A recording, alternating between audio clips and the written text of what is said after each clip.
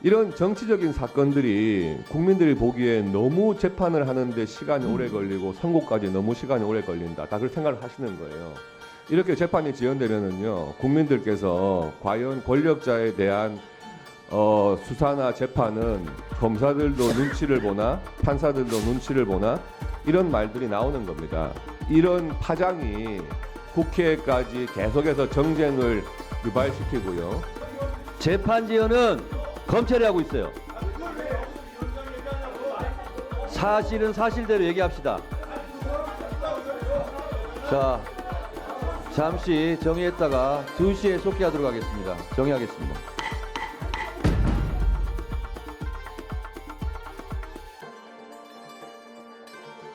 오늘 그 국정감사 시작할 때 대법원장께서 인사 말씀을 통해서 신속한 재판을 굉장히 강조하셨습니다. 두 번이나 언급하셨고요.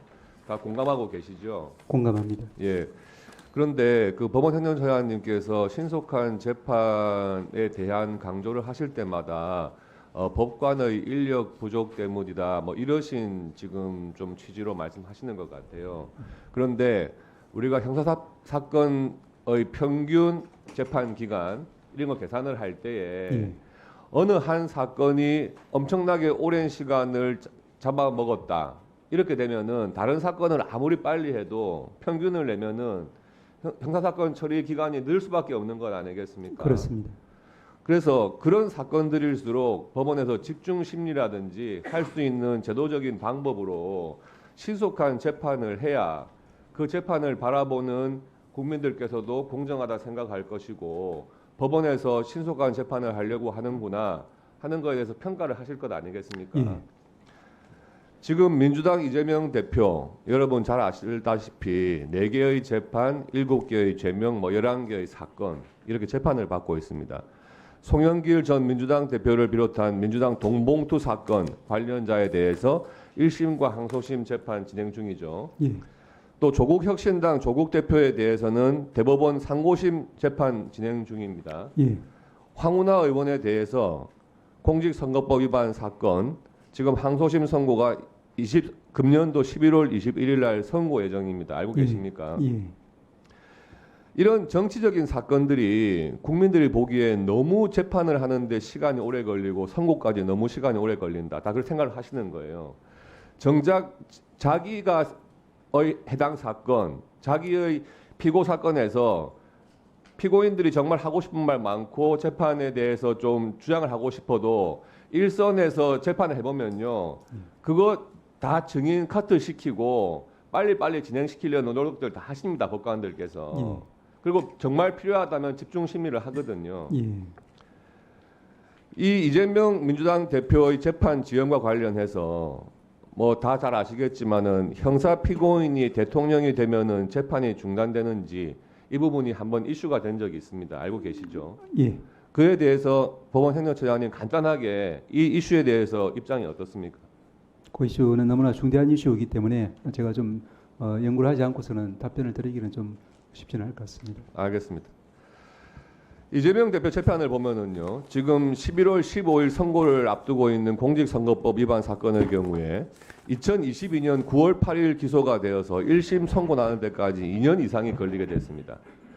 또 금년 11월 25일 선고를 앞두고 있는 위정교사 사건의 경우에 2023년 10월 16일 기소돼서 1심 선고 나는 데까지 1년 이상 걸리게 됐습니다. 이 사건의 경우에는 위증죄로 함께 기소된 전 성남시장 수행 비서가 혐의 사실을 인정했고 사안도 복잡하지 않습니다. 그런데 1년 이상 지금 걸리게 됐습니다. 더군다나 대장동 위례신도시 성남FC 사건이 합쳐진 사건의 경우에는 2023년 3월 22일 날 처음 기소가 되고 지금 1년 6개월 정도가 지났는데 지난 9월에서야 겨우 위례신도시 관련 심리가 마무리되고 이제 겨우 대장동 사건 증인신문할 예정으로 알고 있습니다. 맞습니까? 예. 국민들 입장에서는 법원이 이런 사건에 대해서는 모든 주장을 다 받아들여주고 신청 증인 다 받아들여주고 해가지고 일부러 심리를 늦게 하고 있는 건 아닌가. 지금 170석 이상이 있는 거대 야당의 대표라는 이유만으로 이렇게 재판을 지연시켜도 되는가. 대해서 굉장한 의구심을 가지고 있습니다. 이런 사건들에 대해서 일주일에 한 번씩 계속해서 심리를 해가지고 빨리빨리 결론을 내려야 하는 게 정상적인 것 같은데 이런 사안들에 대해서 집중 심리를 하지 않은 이유가 무엇입니까?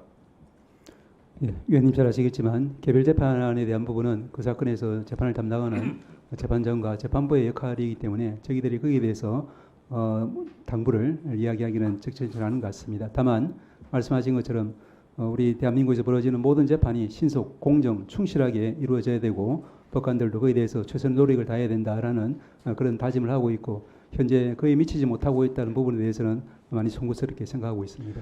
이런 사안들에 대해서 엄정하게 신속한 재판을 하지 않기 때문에 지난 6월 12일 날 이재명 대표가 또 대북 송금 사건으로 기소가 됐는데 다른 사건에다가 이 사건을 병합해달라. 시간 끌기죠. 그렇게 주장을 하고 있고 또 이 재판부에서 지금 심리가 시작되지도 않았는데 재배당해달라.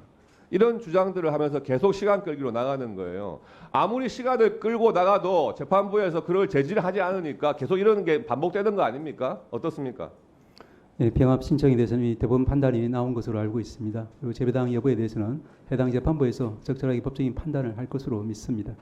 이렇게 재판이 지연되면은요, 국민들께서 과연 권력자에 대한 수사나 재판은 검사들도 눈치를 보나 판사들도 눈치를 보나 이런 말들이 나오는 겁니다. 이렇게 지연되고 있는 와중에 민주당에서는 뭐 법 왜곡죄 이런 거 해가지고 검사를 처벌하겠다 이런 법안을 내놓겠다고 하고 있고요.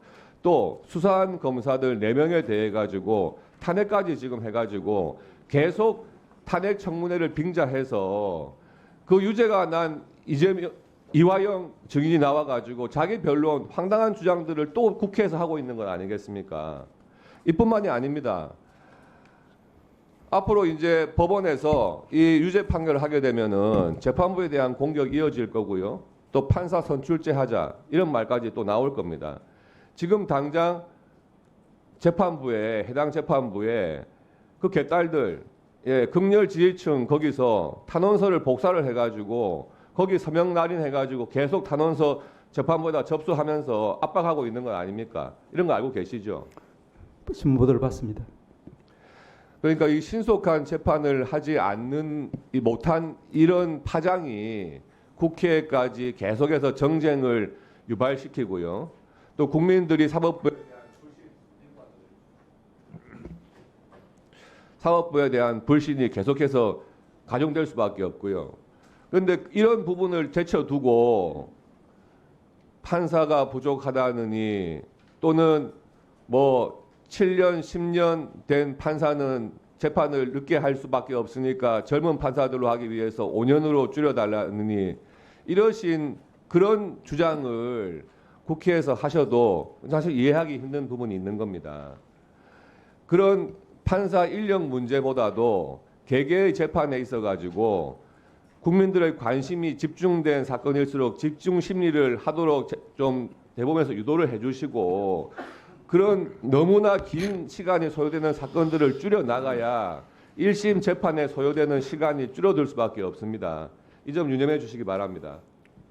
예, 위원님 말씀처럼 이제 먼저 이제 지난번에 법적 ing력 관련해서도 위원님께서도 많이 도와주신 데 대해서 진심으로 감사드린다는 말씀 먼저 드립니다. 또한 아시다시피 이제 저희 그 대한민국 법관들과 또 법관들이 맡고 있는 사건 수가 외국의 주요 선진국에 비보더라도 3배 내지 5배 이렇게 과중한 이제 업무를 맡고 있다는 그 객관적인 사실 때문에 저희들이 법관 정원을 이야기하는 것입니다. 마지막으로 의원님 말씀하신 것처럼 이제 저희 대법원장님과 또 저희 모든 법관들이 지금 이제 그 다짐하고 있는 부분은 이번에 저희 대법원장님이 신임 법관들 임명 식사에서 이런 이야기를 했습니다. 잠깐만 짤막하게 말씀을 드리면은 이제 국민이 법관에게 부여한 막중한 사명 완수하는 길은 헌법과 법률에 의해서 양심에 따라 독립하여 심판한다. 한 건 한 건마다 정성을 다해 신이 검토하고 권력이나 여론의 압력에 흔들리지 않고 칭찬이나 비방에 좌고우면하지 않고 공정하고 신속하게 분쟁을 해결해야 한다라는 말씀을 했습니다. 저희들도 같은 생각으로 모든 법관들이 재판에 임할 것이라고 믿습니다. 네, 곽기택 의원님 수고하셨습니다. 우리 처장님, 예. 오전에 아까 예. 재판 지연 얘기 계속 나와서 예. 제가 말씀을 드릴 시간을 다 드리지 못해서 예. 서면으로 예. 만들어서 의원님들께 돌려드리라고 그렇게 하겠습니다. 드렸는데 그렇게 하시고요. 예. 그 재판 지연은 우리 판사 숫자가 부족해서 예. 만 이루어지는 것이 아니고 실제로 이재명 대표 재판 같은 경우 성남 FC 같은 경우는 검찰 측에서 478명의 증인을 신청했어요. 그러니까 법원에서 이런 거 알고 계시죠? 알고 있습니다. 네. 그러니까 재판 지연을 뭐 고의로 지연시킨다 이런 말씀들을 많이 하시는데 실제로는 검찰이 왜 478명이나 증인을 신청했겠습니까? 자신이 없으니까 계속 재판을 지연하는 것은 검찰이에요. 이런 부분까지 행정처장님은 고려를 하십사 예. 이렇게 말씀을 성남 FC 검찰 증인 아니 4,500명 신청하는 게 이게 상식적으로 납득이 됩니까? 재판 지연은 검찰이 하고 있어요. 그걸 왜 여기서 위원장 얘기하냐고. 사실은 사실대로 얘기합시다. 자, 잠시 정의했다가 2시에 속기하도록 하겠습니다. 정의하겠습니다.